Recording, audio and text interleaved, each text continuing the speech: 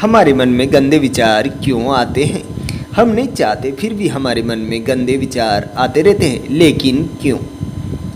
मन ही हमारा सबसे बड़ा दोस्त और मन ही हमारा सबसे बड़ा शत्रु है। जब हम अपने मन के हिसाब से चलते हैं तो मन हमको भटका देता है, और जब हम मन को संतुलित कर लेते हैं तो हम अपनी ज़िंदगी में सब कुछ पा लेते हैं। हम अपने मन में आने वाले गंदे विचारों को रोकने की कोशिश करते हैं, पर जितना हम रोकते हैं उतने ही ये विचार हमारे अंदर प्रवेश करते जाते हैं। आप जिस चीज़ से जितना दूर भागोगे उतनी ही वह चीज़ आपके पास आएगी। इसलिए उस चीज़ से भागो मत, बल्कि उस पर संतुलन कायम रखो।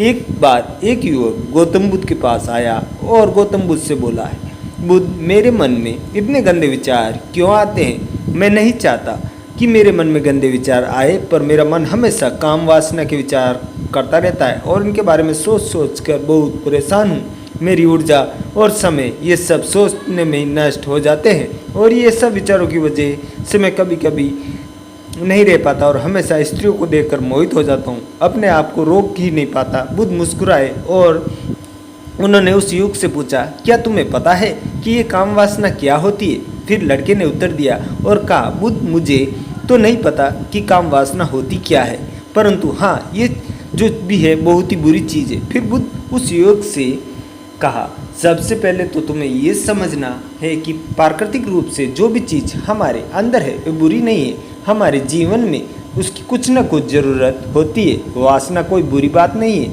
ये हमारे मन की एक भावना है जो हमें किसी न किसी चीज़ की कमी का एहसास करवाती है, और फिर हम उस चीज़ को पाने के लिए उस चीज़ की ओर आकर्षित हो जाते हैं। जैसे अगर तुम्हारे पास धन की कमी है तो तुम धन पाने की वासना उत्पन्न हो जाएगी। इसका मतलब ये नहीं कि वासना बुरी है, बल्कि ये तो हमारे मन में एक प्रकार की ज़रूरत का एहसास है, और जब ये ज़रूरत शारीरिक हो तो हम इसे काम वासना कह देते हैं।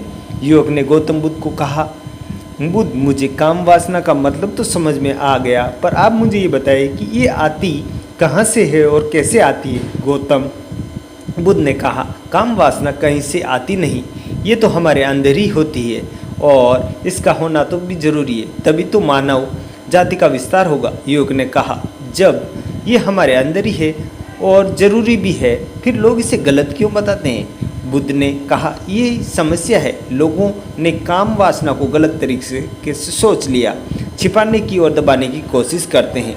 काम वासना गलत नहीं है, बल्कि काम वासना का गलत तरीके से प्रयोग करना गलत बात है। लोग जिसे पसंद करते हैं उसी के लिए जीने लग जाते हैं और उसके बारे में हमेशा सोचते रहते हैं, पर यह सब गलत है।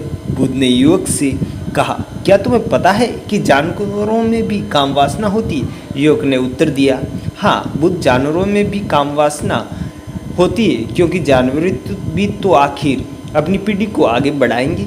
बुद्ध ने कहा, तो फिर हम जानवरों की काम वासना को क्यों गलत नहीं कहते? युवक ने कहा, मुझे नहीं पता महात्मा, आप ही मुझे बताइए। गौतम बुद्ध ने कहा, जानवर अपनी काम वासना का प्रयोग आनंद प्राप्ति के लिए नहीं करते, वह तो सिर्फ संतान उत्पन्न करने के लिए काम वासना का उपयोग करते हैं। जानवरों को प्रकृति ने इतना समझ नहीं दी कि वे काम वासना को अपने सुख का आधार बना सके, जबकि मनुष्य अपनी समझ के बलबूते पर प्रकृति में पाई जाने वाली प्रत्येक वस्तु को अपने सुख के लिए अपने प्रयोग करता है। हम इंसानों ने ही काम वासना को अपने सुख का साधन बना लिया है, जबकि प्रकृति ने तो हमें अपने वंश को आगे बढ़ाने के लिए दिया था, लेकिन इंसानों ने इसे अपने जीवन का परम लक्ष्य बना रखा है, और इस तरह से काम वासना को बेलगाम हो जाना है। युवक ने बुद्ध से पूछा, महात्मा जी, ये काम वासना हम पर हावी क्यों होती है? क्यों ये बेलगाम हो जाती है?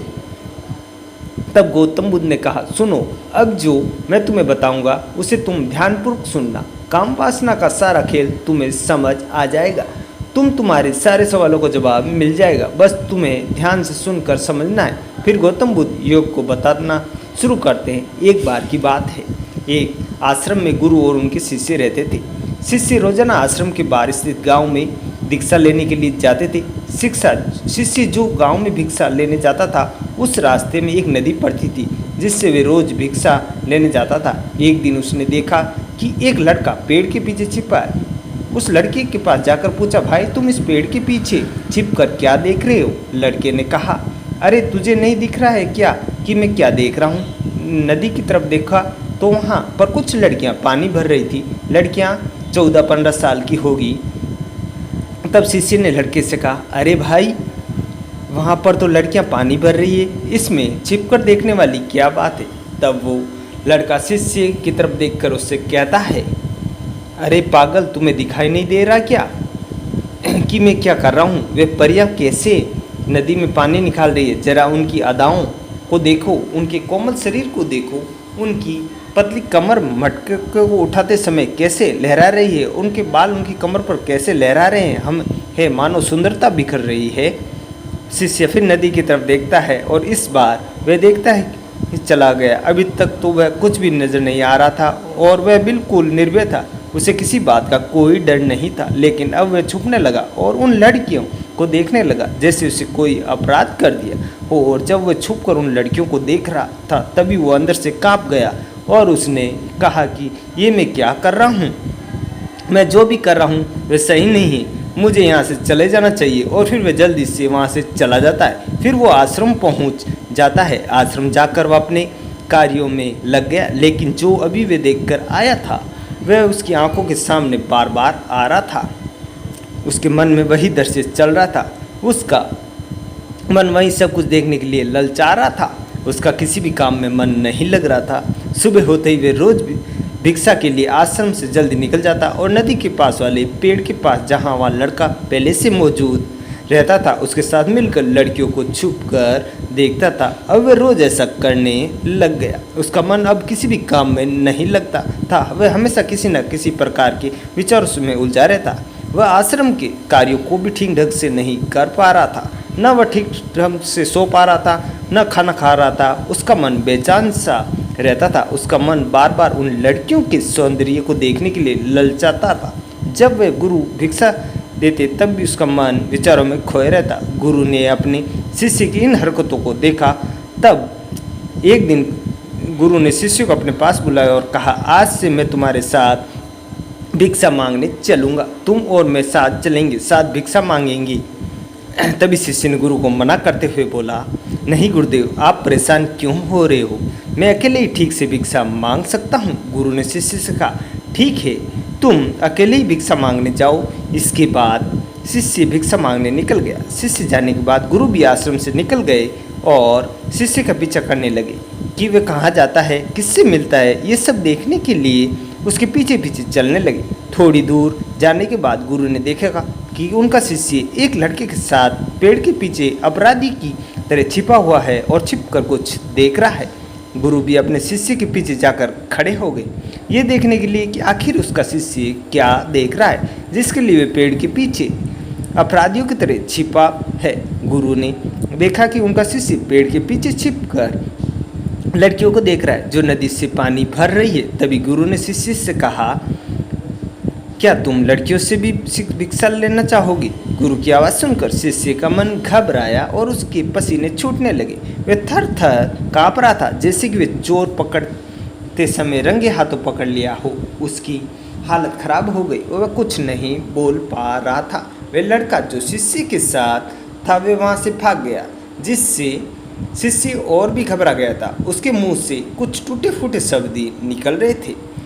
वह अपने गुरु से भी नज़र मिलाने का साहस नहीं कर पा रहा था। गुरु ने शिष्य की ओर देखा और कहा, मेरे शिष्य तो निर्भय हैं, उसे तो किसी चीज़ का डर नहीं है, लेकिन क्या तुम डर के मारे काँप रहे हो? शिष्य ने गुरु से कहा, मुझे माफ़ कर दीजिए, इससे मेरा कोई दोष नहीं। उस लड़के ने मुझे बहका दिया था, लेकिन मैं वादा करता हूँ कि आज के बाद मैं कभी दोबारा ऐसा नहीं करूँगा, मुझे माफ़ कर दो। गुरुदेव ने कहा, कोई बात नहीं, पर इस बात का तुम ध्यान रखो कि हम जैसी संगति करते हैं वैसा ही फल हमें प्राप्त होता है। हम जैसी संगति करते हैं उनके विचार हमारे अंदर प्रवेश करते हैं। इसलिए अच्छी संगति करो ताकि तुम्हारे अंदर अच्छे विचार प्रवेश करें। फिर गुरु और शिष्य आश्रम लौट आए और फिर से आश्रम के कार्यों पर ध्यान देने लगे। उसने उस रास्ते को छोड़ दिया और दूसरे रास्ते से जाने लगा। वह अपने काम को ध्यान से करता था, लेकिन धीरे धीरे उसके अंदर क्रोध उत्पन्न हो गया और वह फिर दूसरे शिष्यों पर क्रोध करने लगा और बेचैन हो गया। अब वह सही समय पर भोजन भी नहीं करता, वह भोजन भी बहुत कम खाता था। एक रात गुरु शिष्य के पास गए और उसे बोले कि तुमने मुझसे वादा किया था कि तुम अपना मन नियंत्रण में रखोगे, अब तुमने कितनी बार अपना वादा तोड़ दिया। ये सुनकर शिष्य अपने गुरु के चरणों में घिर गया और रोने लगा। रोते रोते ही उसने गुरु से कहा कि गुरुदेव, मैं कई बार अपना वादा तोड़ चुका हूँ, फिर वादा कर लेता हूँ, लेकिन हर बार मैं वादा तोड़ देता हूँ। मेरा मन मेरे नियंत्रण में नहीं है। बहुत कोशिश करता हूँ कि मैं अपने मन के सारे बुरे विचारों को छोड़ दूं, लेकिन चाहकर भी ऐसा नहीं कर रहा हूँ। फिर गुरु ने शिष्य को कहा, चलो मेरे साथ। गुरु शिष्य को आश्रम के बगीचे में लेकर गए और शिष्य से कहा, देखो यहाँ पर कुछ नालियाँ बनी हुई है जिसमें नदी का पानी इन पौधों तक आ रहा है और यही पानी निरंतर भाव से बह रहा है। क्या तुम इस पानी के बहाव को रोक सकते हो? शिष्य ने कहा, हाँ गुरुदेव, मैं इस बहाव को रोक सकता हूँ। फिर शिष्य ने मिट्टी उठाकर उस नाली के छोर पर डाल दी। वे पानी थोड़ी देर के लिए रुक गया और फिर थोड़ी देर बाद उस रेत के ऊपर से पानी आया। गुरु ने शिष्य से कहा, अरे ये क्या, ये पानी तो रोका ही नहीं। फिर उसने कुछ कंकड़ पत्थर उठाकर उस नाली में डाल दिए और फिर थोड़ी देर के लिए पानी रुक गया, लेकिन फिर थोड़ी देर बाद ही उन कंकड़ पत्थरों के ऊपर से पानी निकल आया। गुरुजी ने कहा, शिष्य ये क्या हुआ, पानी तो फिर से आ गया। तुम तो बोल रहे थे कि तुमने रोक दिया। क्या हम किसी चीज़ को पूरी तरह से रोक सकते हैं? तब शिष्य ने कहा, कोई बात नहीं गुरुदेव, मैं इस पानी को तो रोक कर आपको दिखाऊंगा। फिर उसने एक बड़ा सा पत्थर लेकर आया और उसी नाली पर डाल दिया, पानी रुक गया। तब शिष्य ने गुरु से कहा, देखो गुरुदेव, मैंने कहा था कि मैं पानी को रोक दूंगा, मैंने पानी को रोक दिखाया, आपकी बात मैंने पूरी कर दी। गुरु मुस्कुराए और बोले, अच्छा जरा ध्यान से देखो, पानी रुक गया क्या? वो तो पीछे की नाली तोड़कर बाहर आ गया और अगल बगल से बह रहा है। और ध्यान से देखो, इस पत्थर के आगे भी आ गया और ये पानी अपना रास्ता बदल कर फिर से बह रहा। फिर थोड़ी देर बाद ऐसा ही हुआ। फिर गुरु ने शिष्य को समझाया, तुम्हारे साथ भी तो ऐसा ही चल रहा है। तुम बार बार प्रयास कर रहे हो, बड़े से बड़ा प्रयास कर रहे हो, पर हर बार तुम्हारा प्रयास टूट रहा है और ये हमेशा टूटता ही रहेगा। यह पत्थर तुम्हारा प्रयास है और यही पानी तुम्हारे विचार। तुम कितना भी बड़ा पत्थर रख लो, लेकिन पानी रास्ता बना ही लेगा। ये देखकर शिष्य ने पूछा, हे गुरुदेव, क्या कोई तरीका नहीं जिससे मैं गंदे विचारों से बाहर निकल सकूं? गुरु ने कहा, एक तरीका है, ये पानी जिस नदी से आ रहा है तुम वहाँ इस पानी का रास्ता ही बदल सकते हो। गुरु शिष्य को एक नदी के पास ले गए और जहाँ उस बगीचे में पानी आ रहा था, गुरु ने शिष्य से कहा, वो पानी इसी नदी से जा रहा है। अगर हम यहीं से उसका रास्ता बंद कर दे जहाँ से पानी बगीचे में जा रहा है, तो क्या हम पानी को रोक नहीं सकते? शिष्य ने कहा, हाँ गुरुदेव, अवश्य ऐसा हो सकता है। मैं कुछ इस पानी को यहीं से बंद कर देता हूँ, तब आगे की नाली में पानी जाएगा ही नहीं और फिर बगीचे में पानी ही नहीं जाएगा। फिर गुरु ने कहा, शिष्य, अगर पानी बगीचे में नहीं जाएगा तो पेड़ पौधों को पानी कहाँ से मिलेगा? उन पेड़ पौधों को तो पानी की आवश्यकता है। फिर शिष्य ने विचार किया और कहा, मेरे मन में तो ये बात आई ही नहीं, इस पानी के बगीचे में जाना जरूरी भी है। गुरु ने कहा, और उन पेड़ पौधों से में कुछ ऐसे हैं जिनको रोज़ पानी की आवश्यकता है, वो तो मुरझा कर मर ही जाएंगे, पानी तो खोलना ही होगा। शिष्य ने गुरु की बात सुनकर पानी का रास्ता खोल दिया। तब गुरु ने पूछा, अगर हम इस नदी के पूरे पानी को बगीचे की तरफ मोड़ दें तो क्या होगा? शिष्य ने उत्तर दिया, गुरुदेव, वहाँ पर जितने भी पेड़ पौधे हैं वो सब गल कर नष्ट हो जाएंगे और वहाँ पर कुछ नहीं बचेगा। गुरु मुस्कुराए और बोले, ये तुम इस बात को समझो, हम किसी भी चीज़ को रोकना नहीं, बस हमें संतुलन बनाए रखना है। कम पानी से भी पौधे नष्ट होते हैं और ज़्यादा पानी से भी पौधे नष्ट होते हैं। हमारे जीवन संतुलन से ही चलता है। गुरु ने शिष्य से कहा, अगर मैं तुम्हें कुछ कहूँ कि तुम आम के बारे में मत सोचो, तो तुम्हारे मन में सबसे पहले किसका चित्र आएगा? शिष्य ने बोला, गुरुदेव, मेरे मन में तो पहला चित्र आम का ही आएगा। गुरु ने कहा, जब हम गंदे विचारों को ज़बरदस्ती रोकने का प्रयास करते हैं तो वह भी हमारी मजबूरी से हमारे अंदर ही प्रवेश करते हैं। इसलिए हमें उन्हें कभी भी दबाने की कोशिश नहीं करनी चाहिए। फिर गुरु ने शिष्य को कहा, हमारे गंदे विचार बुरे लोगों की संगति करने की वजह से ही आते हैं। कभी कभी कामुकता हमारे अंदर होती नहीं, लेकिन कुछ अश्लील लोगों के साथ रहने की वजह से ये हमारे अंदर हावी हो जाती है। फिर शिष्य ने कहा, गुरुदेव आप सही कह रहे हैं, मैं अपने मार्ग से भटक गया था। फिर वह शिष्य उस रात बहुत ही चैन की नींद सोया। सुबह अपने कार्यों को पूरे मन से किया और फिर सुबह वे भिक्षा लेने के लिए उसी रास्ते में से गया जहाँ वह लड़का आज भी पेड़ के पीछे छुपकर उन लड़कियों को देख रहा था। वह शिष्य उस नदी पर गया जहाँ वह लड़कियाँ पानी भर रही थी। उसने उन लड़कियों से पानी मांगा। उन लड़कियों में से एक लड़की ने उसे पानी पिलाया और उस शिष्य को चरण छुई। शिष्य ने उसे आशीर्वाद दिया कि तुम्हारा कल्याण हो, जिससे कि मानसिकता सकारात्मक ऊर्जा से भर जाए। उसके चेहरे पर मुस्कान आ गई, जैसे कि उसने कुछ खोया हुआ वापस मिल गया। वह वापस अपने रास्ते जाने लगा। तभी पीछे से वह लड़का आ गया जो पेड़ के पीछे छुपा हुआ था। वह शिष्य के पास आया और बोला, क्या बात है, आज तो तुमने नज़दीक से दर्शन कर लिए, तुम तो मुझसे भी आगे निकल गए। तब शिष्य ने कहा, हम हमेशा दूसरों को दर्शन करने में ही व्यस्त रहते हैं, अपने दर्शन कर ही नहीं पाते। तुम कब तक इस पेड़ के पीछे छुपते रहोगे? किसी को पसंद कर लो, उसे बोल दो।